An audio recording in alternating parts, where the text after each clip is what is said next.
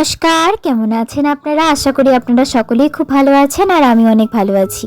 সেই দিন ছিল 15ই ডিসেম্বর। আমাদের একটা বিয়ে বাড়িতে নেমন্তন্ন ছিল। আমরা সকলে মিলে বেরিয়ে পড়েছিলাম বিয়ে বাড়িতে যাওয়ার জন্য, কিন্তু যে প্রবলেমটা হলো সেটা হচ্ছে আমরা বিয়ে বাড়ি খুঁজেই পাইনি। আমরা মাঝ রাস্তায় এসে বুঝেই পাচ্ছিলাম না কোনটা আসল বিয়ে বাড়ি, কারণ অনেক কটা বিয়ে বাড়ি হচ্ছিল সেই সময়।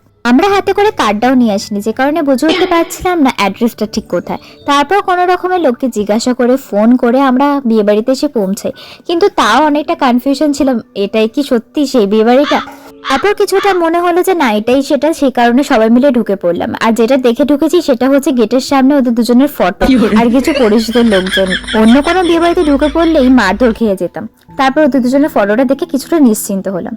তারপর চলুন মেন কথায় আসি, বিয়ে বাড়িটা কেমন। বাড়ির অ্যাম্বিয়েন্স দেখে তো বোঝাই যাচ্ছিল যে পুরো রাজকীয় লুক দিচ্ছিল।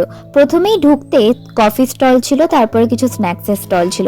তারপর আমরা সোজা চলে গেলাম বউকে দেখতে। একটা ইমোশনাল মুহূর্ত চলছিল সেই সময়, সে তার বাবার সাথে ফটোশুট করছিল, তো আমরা তাকে ডিস্টার্ব করিনি আর আমরা গিফটটা তাদের বাড়িতেই দিয়ে গেছিলাম, কারণ বাড়ির ওখান থেকে এত দূর পর্যন্ত বয়ে আনার মতো এনার্জি কারো ছিল না। তারপরে আমরা যে কারণে বিয়ে বাড়ি যাই সেটাই শুরু করে দিলাম, খাওয়া দাওয়া। প্রথমে স্ন্যাক্স খেয়ে নিয়েছিলাম, তারপর বসে পড়েছিলাম আইসক্রিম খেতে। আইসক্রিমটাও ছিল আনলিমিটেড। এখানকার সব থেকে যে জিনিসটা আমার বেশি ভালো লেগেছে সেটা হচ্ছে এই মেনু কার্ড। আইফোন তো কোনোদিনও হাতে নিতে পারিনি, কিন্তু আমার স্বপ্নটা এরা পূরণ করে দিয়েছে গাইস। এরা কি সুন্দর মেনু কার্ড বানিয়েছে, আমার সেটা খুব ভালো লেগেছে। তারপর তো খাওয়া দাওয়া আমরা সেরে ফেললাম, আর তারপরে আমার তো খাওয়া দাওয়ার পরে আর ভালো লাগে না কোথাও থাকতে। তো আমি বললাম যে চলো এবার টোটোওয়ালাকে ফোন করো, এবার বাড়ি যাই।